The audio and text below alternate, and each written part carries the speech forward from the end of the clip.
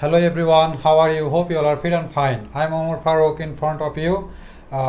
Today I'm going to talk about names of 12 month. You know, আমরা previous টাইমে 12 মাসের নাম শিখে আসছি এবং আমরা আজকেও সেই 12 মাসের নামটাই নতুন করে শেখাবো। প্রিভিয়াস টাইমে আমরা যেটা বলেছি সেটা কিছুটা সঠিক এবং কিছুটা ভুল, বাট আমরা এখন থেকে শিখব শুদ্ধভাবে কিভাবে ইংলিশ স্পোকেন করা যায়, ঠিক আছে? আর আমার ভিডিওটা হচ্ছে স্পোকেনের 3 নাম্বার ভিডিও। সো তোমরা চাইলে শিক্ষা লাভের পাশে থেকে সম্পূর্ণ কোর্সটি দেখতে পারো। সো ভিডিওটাই স্টার্ট করছি। সো আমরা শিখব names of 12 month. First of all January বলি, বাট এখন থেকে আমরা কি বলবো? জানুয়ারি। কি বলবো? জানুয়ারি, জানুয়ারি। সো আমরা জানুয়ারি না বলে জ্যা উচ্চারণ করব, জানুয়ারি, জানুয়ারি। সেকেন্ড অফ অল ফেব্রুয়ারি, যেটা বলেছি আগে, এটা এরকমই থাকবে, ফেব্রুয়ারি, ফেব্রুয়ারি এরকম থাকবে।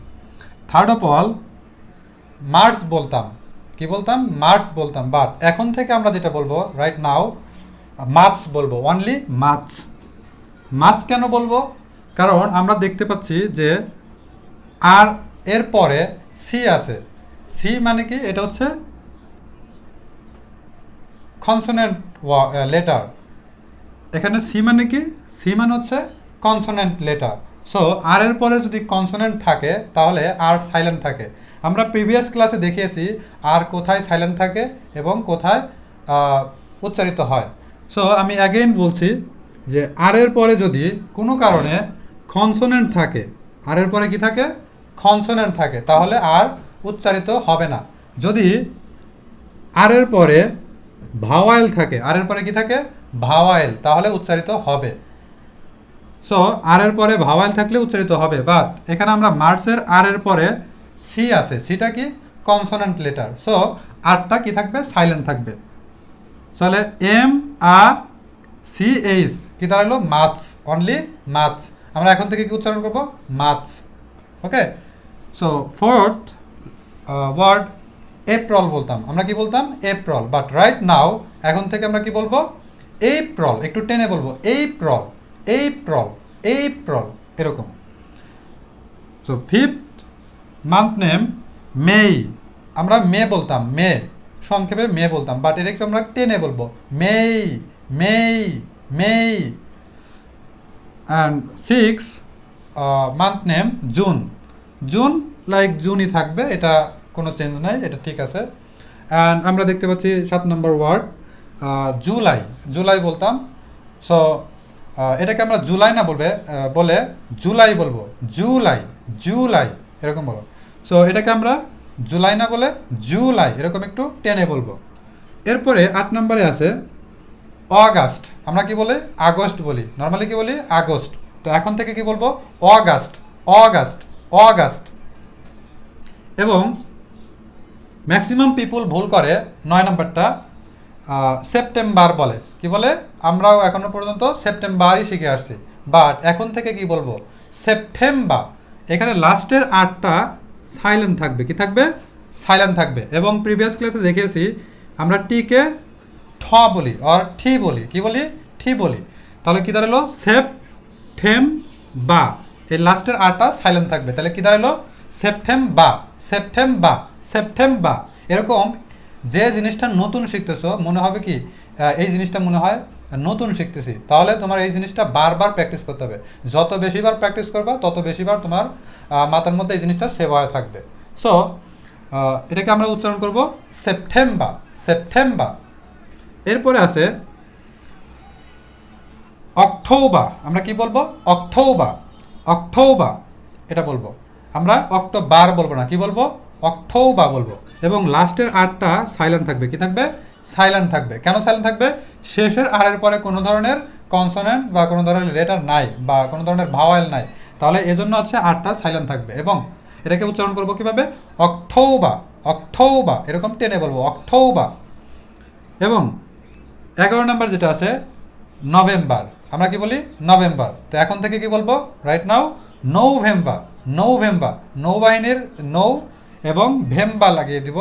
সো নভেম্বা, নভেম্বা, এবং আরটা সাইলেন্ট থাকবে, এবং প্রত্যেকটা বারের যে আর আছে প্রত্যেকটাই সাইলেন্ট থাকবে।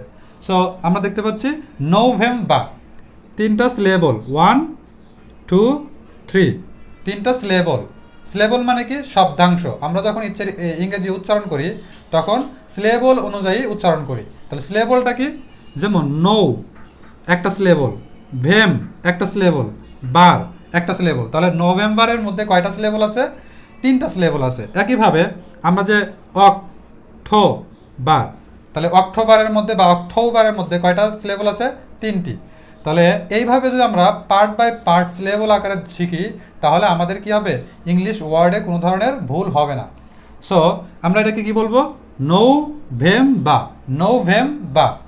এবং 12 নম্বর মাসের নাম হচ্ছে ডিসেম্বর বলি। কি বলি? ডিসেম্বর বলি। Right now we are talking every time December, December, December. তিনটা সিলেবল আছে। কয়টা সিলেবল?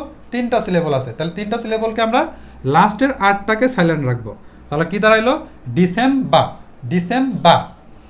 সো আমরা এই যে 12 মাসের নামটা শিখলাম, এই 12 মাসের নামটা প্রথমে শুদ্ধ উচ্চারণ করতে হবে, তারপরে আমরা শিখব একদমে কতবার বলা যায়। প্রথমে আমরা একবার ট্রাই করব, তারপরে দুইবার ট্রাই করব, তারপরে মোর দ্যান 3 4 5, কারো কারো ক্ষেত্রে 5 হতে পারে, কারো কারো ক্ষেত্রে 6 হতে পারে।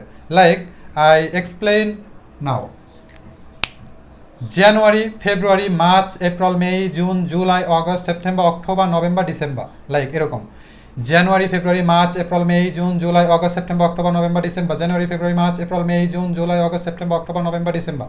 এই যে ইন আ ব্রেথ 2 টাইমস। আর কারো কারো ক্ষেত্রে রিদমটা একটু বেশি হতে পারে, সেই ক্ষেত্রে সে 3 বার থেকে 4 বারও বলতে পারে। তাহলে যে যতবার বলার ট্রাই করবে তার মুখের ফ্লুয়েন্সিটা কী হবে? তত বেশি ইজি হবে এবং সে তত বেশি ফ্লুয়েন্টলি ইংলিশ বলতে পারবে।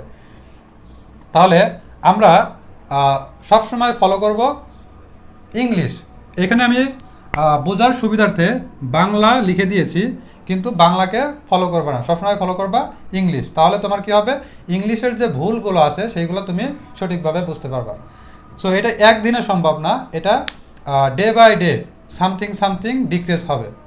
একজন মানুষ ছোট থেকেই কিন্তু সব কিছু শিখে আসে না। একদিনের পর 2 দিন, 2 দিনের পর 3 দিন, এরকমভাবে ডে বাই ডে সে একটু একটু করেই কিন্তু স্পোকেন শিখে বা বাংলা শিখে। একটা শিশু যখন প্রথম থেকে বড় হয় সে প্রথমে ভুল করে, তারপরে আবার বলার চেষ্টা করে। সো এভাবে ভুল করতে করতে কী হয়? সে ভাষাটা শিখে ফেলে।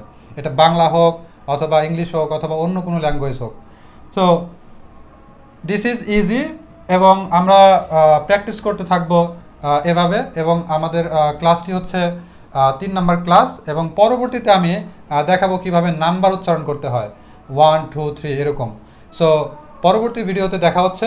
সেই পর্যন্ত সাথেই থাকুন, সুস্থ থাকুন এবং আমাদের শিক্ষা ল্যাবের পাশে থাকুন। এবং ভিডিওটি যদি একটু উপকারে আসে তাহলে লাইক, কমেন্ট, শেয়ার দিতে ভুলবেন না। Thank you so much. See you later tomorrow.